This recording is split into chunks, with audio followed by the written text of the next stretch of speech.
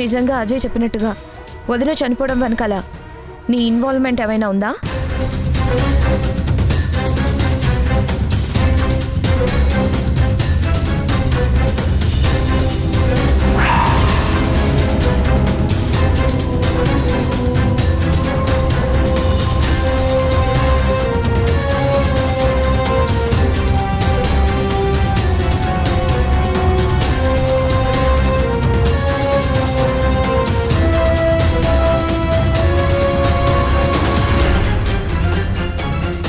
దయచేసి అలా మాట్లాడకండి.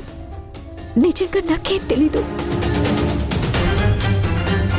మరి ఏం తెలియకపోతే నువ్వెందుకు అంతలా భయపడుతున్నావు? వర్షానికి తడిసిన పావురల్లా ఎందుకలా వణికిపోతున్నావు? దానికి సమాధానం చెప్పవే.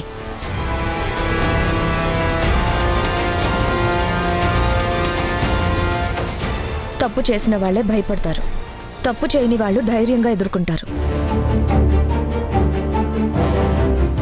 ఒకప్పుడు మేము చూసిన నీలిమకి ఇప్పుడు మేము చూస్తున్న నీలిమకి చాలా డిఫరెన్స్ ఉంది. అలాగే అజయ్ వచ్చాక నీలో మార్పు స్పష్టంగా కనిపిస్తుంది. అందుకే ఈ అనుమానం వచ్చింది. నిజమే, కానీ నేను భయపడుతున్నది తప్పు చేశానని కాదు. ఒకప్పుడు నా ప్రవర్తనతో మీ అందరినీ బాధ పెట్టాను.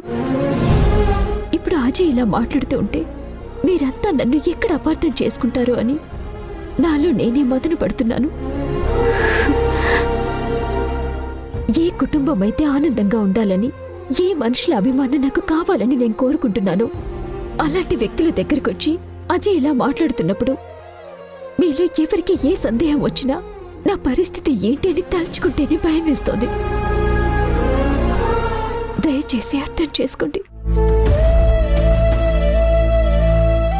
ఏంటి చాందిని, ఇప్పటికైనా మీ డౌట్ తీరిందా? నీలిమ కన్నీళ్లు చూసినప్పుడైనా తను ఎందుకు బాధపడుతుందో మీకు అర్థం కావడం లేదా?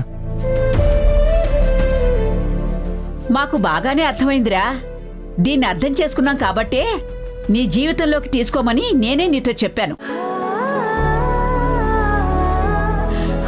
ఒకప్పుడు మీ ఇద్దరి మధ్య ఇది పానకంలో పుడకలా ఉంది.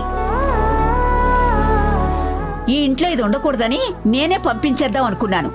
అలాంటిది నేనే దీని గురించి అలా ఆలోచించాను అంటే ఇది మారిందని నేను నమ్మాను కాబట్టే కదా. మాకు నీలిమ మీద అనుమానం లేదన్నయ్య, కానీ నీలిమ ఇలా భయంతో వణికిపోతుంటేనే బాధగా ఉంది. తనెందుకింత కంగారు పడుతుందో ఏంటో తెలుసుకోవాలని కాస్త కటువుగా మాట్లాడాము. అంతేకాని నీలిమ మీద ఇప్పుడు ఎవరికి ఎలాంటి కోపము లేదు. చూడు నీలిమ, అజయ్ నీ గురించి ఎన్ని చెప్పినా ఇక్కడ నమ్మడానికి ఎవరూ సిద్ధంగా లేరు. మీ మావయ్య వల్ల ఆ తల్లి కొడుకులు ఇబ్బంది పడ్డారు. వాళ్ళమ్మ జైల్లో ఉండడానికి కారణం కూడా మీ మావయ్యే. తను చనిపోయాడు కాబట్టి ఆ కోపాన్ని ఎవరి మీద తీర్చుకోవాలో తెలియక ఇలా నీ గురించి చెప్తున్నాడని అందరూ నమ్ముతున్నారు. ఇంక నువ్వు భయపడాల్సిన అవసరం లేదు. నాకు చాలా సంతోషంగా ఉంది.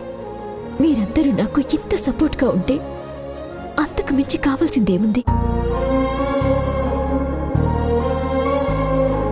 నిజంగా చెప్తున్నాను, ఇప్పుడు నేను చేసే ఏ పనిలోనూ ఎలాంటి స్వార్థం లేదు. మీరు బాగుండాలని కోరుకుంటున్నాను.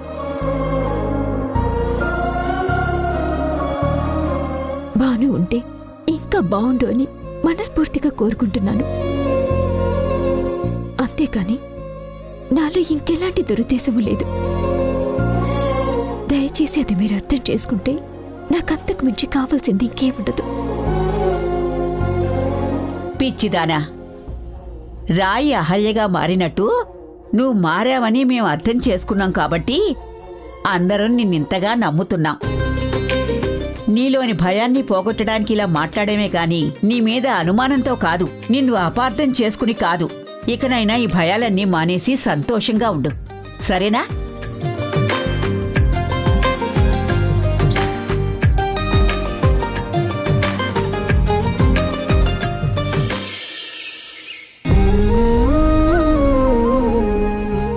రాధా, నువ్వు ఆ పనులేవి చేయకు, అక్కడ పెట్టు. నేను రాదని కాదండి, కీర్తి అని అందరూ అంటున్నారు కదా. మీరింకా రాధా అని పిలుస్తున్నారేంటి? నువ్వు కీర్తివైనా రాధగా నిన్ను ఇంటికి తీసుకొచ్చాను. నేను నిన్ను రాధా అనే పిలుస్తాను. నువ్వు మాత్రం ఈ పనులేవి చేయకు. ఇదిగో ఈ స్వీట్ బాక్స్ తీసుకో.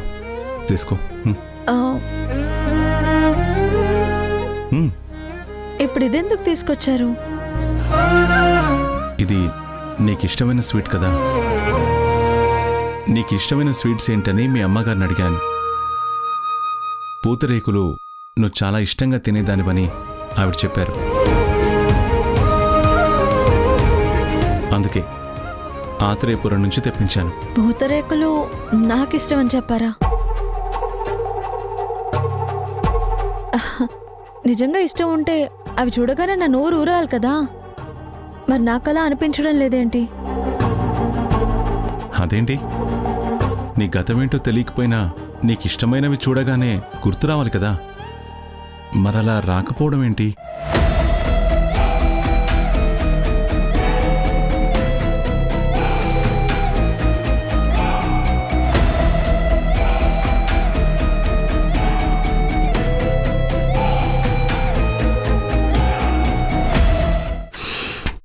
నాకు తెలుసు తమ్ముడు, నువ్వు రాధని వదులుకోవడానికి ఇష్టపడవని.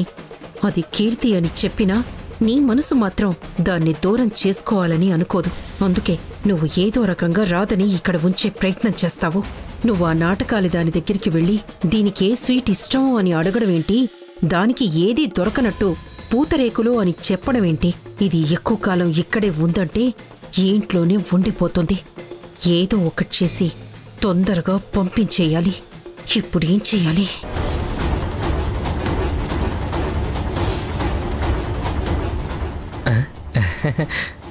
అత్తయ్య, అదేంటత్తయ్య అంతలా కొట్టారు? ఇంకొక్కసారి ఇలాంటి వరుసలు కలిపావంటే ఇదే నట్టింట్లో గొయ్యి తీసి పాతేస్తానేమనుకుంటున్నావు? ఇప్పుడు నేనేం తప్పుగా మాట్లాడాను?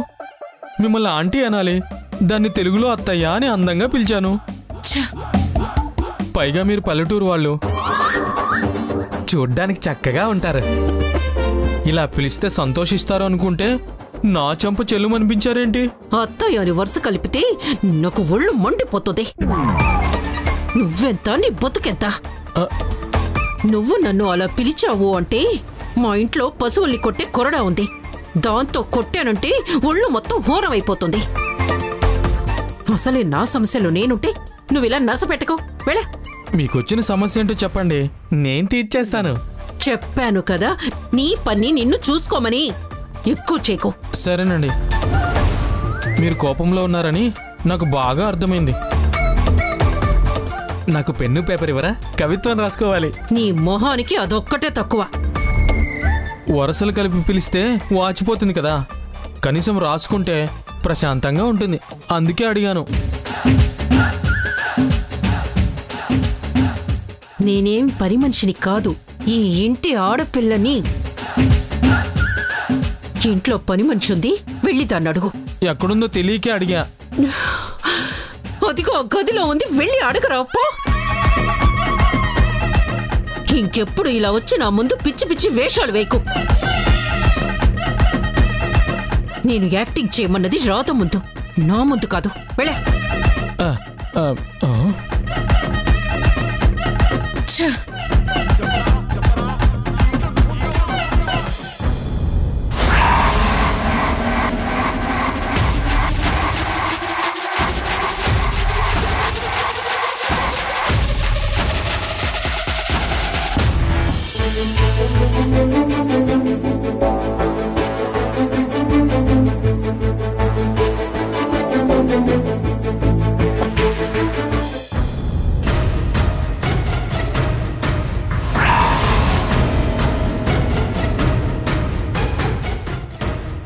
లాక్ చేసిన కారులోకి నువ్వెలా వచ్చావు? మీతో మాట్లాడాలని వచ్చానండి.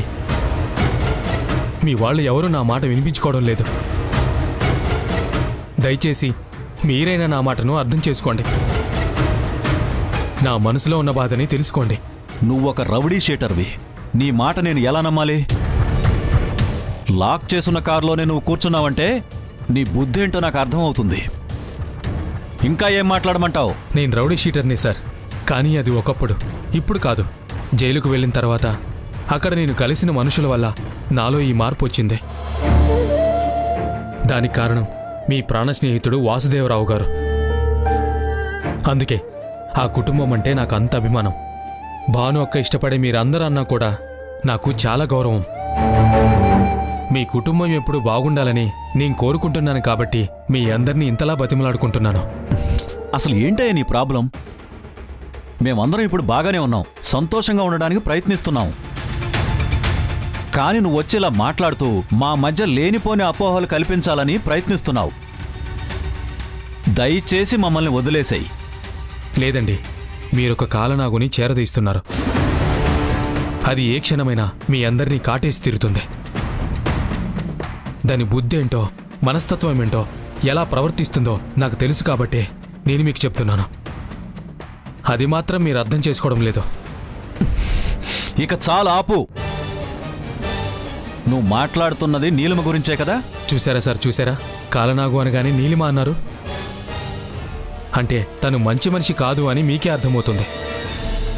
మరి నేను చెప్పింది వినడానికి మీకు అభ్యంతరం ఏంటి సార్? చూడు, నేనేం నీలిమ మీద కోపంతో చెప్పలేదు. నువ్వు మా ఇంటికొచ్చి నీలిమ గురించి చెప్పాలని ప్రయత్నించావు. అదే ప్రయత్నం ఎప్పటికీ నువ్వు చేస్తున్నావు కాబట్టి నేను ఆ పేరెత్తాను. నీలిమ ఏంటో మా అందరికీ తెలుసు. దయచేసి తన గురించి చెడుగా చెప్పి మమ్మల్ని నమ్మించాలని మాత్రం ప్రయత్నించకు. మీరందరూ మూర్ఖులో అమాయకులో నాకైతే అర్థం కావడం లేదు. నీలిమ మంచిదే అని మీకెలా అనిపిస్తోంది? నీలిమ చేసిన అరాచకాలు అన్నీ ఇన్ని కాదని నేను చెప్తున్నాను కదా. దానికి ప్రత్యక్ష సాక్షి నేనే అంటున్నాను కదా. మరి ఆ మాట మాత్రం ఎందుకు వినిపించుకోరు? చూడజయ్, నువ్వు సత్ప్రవర్తనతో విడుదలయ్యావని అందరూ చెప్తుంటే విన్నాను.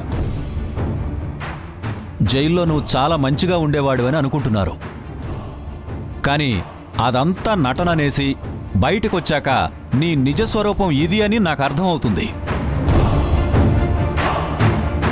ఇంకా నువ్వు చెప్తుంది ఎలా వినిపించుకోమంటావు? మీరు నన్ను ఎన్నైనానండి, నేను పడతాను.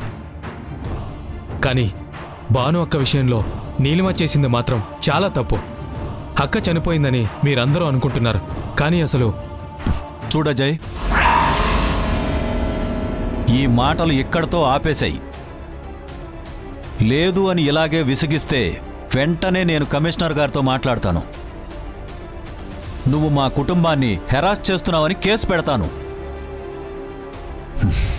మళ్ళీ నువ్వు జైల్లో ఊచలు లెక్క పెట్టాల్సి ఉంటుంది. నేను నీ మంచి కోసమే ఇదంతా చెప్తున్నాను. మర్యాదగా కారు దిగి వెళ్ళు, లేదంటే మాత్రం పరిస్థితి మరోలా ఉంటుంది. నాకు అర్థమైందండి. మీరు నా మాటల కన్నా ఆ నీలిమ మాయ మాటలే ఎక్కువ నమ్ముతున్నారు. కానీ ఒకటి గుర్తుపెట్టుకోండి, ఈ అజయ్ ప్రాణాలతో ఉన్నంత వరకు ఆ నీలిమని వదిలేస్తాడని మాత్రం అనుకోకండి.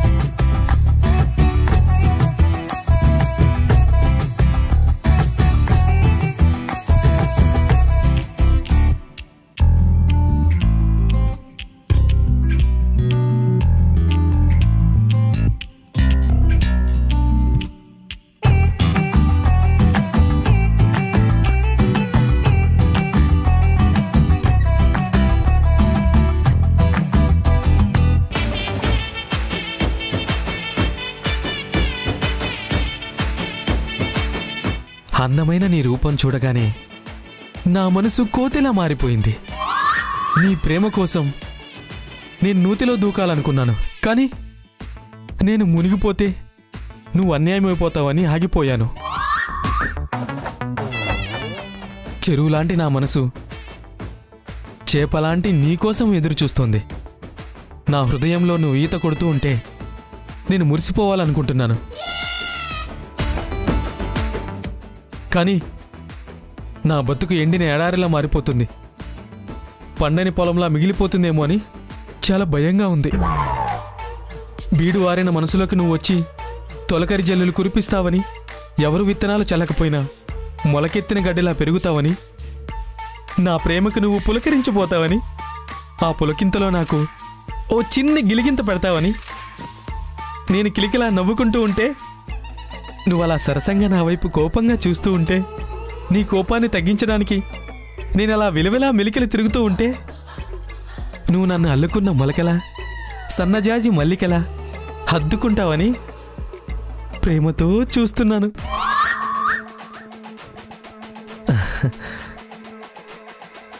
ప్రియా, ఎంతో ప్రేమిస్తూ ఈ కవిత రాస్తున్నాను. దీని మీదున్నవి అక్షరాలు కావు, నా హృదయంలో పేరుకున్న నీ ప్రేమ చిరునామాలని తెలుసుకో. ఇట్లు నీ అమర ప్రేమికుడు. శభాష్ రాపల్నాయుడు, నీలో గొప్ప రచయిత ఉన్నాడు.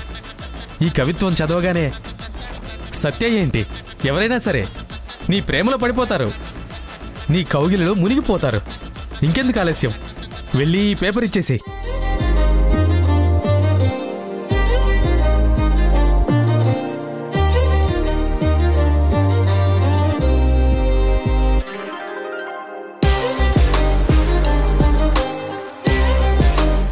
అమ్మో, ఇది అసలే కొంచెం తిక్కది. ఇప్పుడు నేను వెళ్ళి డైరెక్ట్గా ఇచ్చానంటే చాచి కొట్టినా కొట్టచ్చు. అప్పుడు 32 పళ్ళల్లో 12 మిగులుతాయి. వద్దు, దీన్ని బంతిలాగా చుట్టి తన మీదకి విసిరేస్తే తనే నా ప్రేమను అర్థం చేసుకొని తిరిగి అలా వచ్చి నా ఒళ్ళో వాళ్తుంది.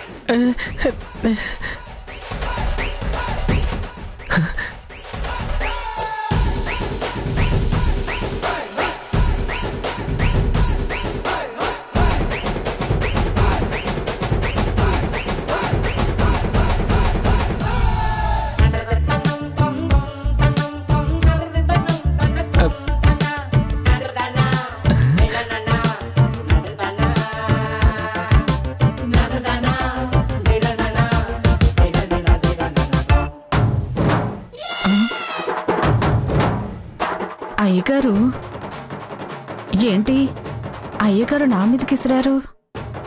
ఇందులో ఏముందో నాకు అసలే చదవడం రాదు, ఎలా తెలుసుకోవాలి? సర్లే. అది రాసింది ఆయన కాదే, ఈ అమర ప్రేమికుడే. అది నీకోసం కాదే, నా సత్య కోసం. ఇప్పుడు ఏం జరుగుతుందో ఏంటో, ఏం గొడవలు అవుతాయో ఏంటో.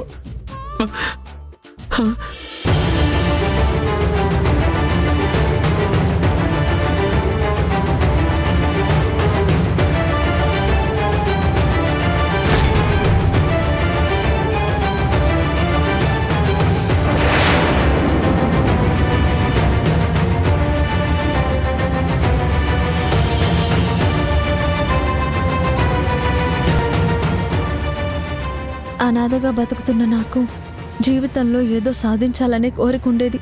ఆ పట్టుదలతోనే చదువుకున్నాను. కాలేజ్లో నువ్వు పరిచయం అయ్యావు. నీ ప్రేమతో నా జీవితం ఇంకా ఎంతో బాగుంటుందని కలలు కన్నాను. కానీ అవన్నీ కలలుగానే మిగిలిపోతాయని, కన్నీరే నా జీవితానికి ఓదార్పు అవుతుందని అప్పుడు ఊహించలేకపోయాను. నీకు దూరమైనా సరే నీ ఊహల్ని తలుచుకుంటూ నీ జ్ఞాపకాల్ని నెమరు వేసుకుంటూ నేను బతికాను. కానీ చివరికి పరిస్థితులకు తల ఉంచి నేను ప్రాణంతో సమానంగా చూసుకోవాల్సిన నువ్విచ్చిన కానుకను కూడా తాకట్టు పెట్టుకున్నాను.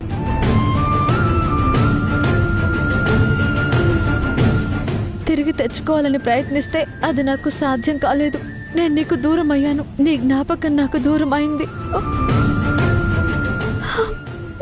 అప్పుడు ఇప్పుడు ఎప్పుడు నేను ఒంటరిగానే మిగిలిపోయాను. ఇప్పుడు నాకు ఒకటే అర్థమైంది, ఈ ప్రపంచంలో నాకంటూ ఎవ్వరూ లేరు, నాకంటూ ఏమీ మిగల్లేదు. కనీసం ఓ జ్ఞాపకాన్ని కూడా నిలబెట్టుకోలేని నాకు బతికే అర్హత లేదని అర్థమైంది. భగవంతుడు ఇది నీ ముగింపు రాధా అని చెప్పినట్టే నాకు అనిపిస్తోంది. అందుకే మురారి, నీ నుంచి ఎప్పుడో బయటకు వచ్చేసిన నేను ఇప్పుడు ఈ లోకాన్ని విడిచి శాశ్వతంగా వెళ్ళిపోతున్నాను. మళ్ళీ జన్మంటూ ఉంటే నిన్ను ప్రేమించే ప్రేమికురాలుగానే పుడతాను. కనీసం ఆ జన్మలోనైనా మనమిద్దరం ఒకటవుతామని నేను కోరుకుంటున్నాను. ఎప్పటికీ నీకు కనిపించకుండా శాశ్వతంగా సెలవు తీసుకుంటున్నాను.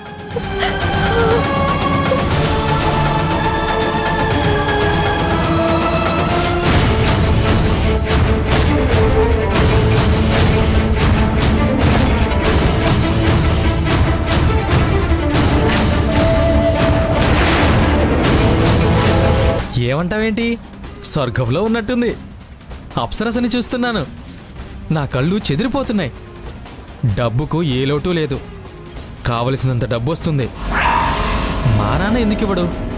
ఒక్కగానొక్క కొడుకుని కదా, మొత్తం నాకే ఇస్తాడు. నేను కూడా వీళ్ళ కూతురునైనప్పుడు నేను కొడుకును మాట్లాడుతున్నాను అంటాడు, కానీ ఒక్కగానొక్క కొడుకును అంటాడేంటి? అంటే వీళ్ళు నా అసలు తల్లిదండ్రులు కాదా? మరి నా గురించి ఎందుకు వచ్చారు? అసలు వీళ్ళిక్కడికి ఏ ఉద్దేశంతో వచ్చారు?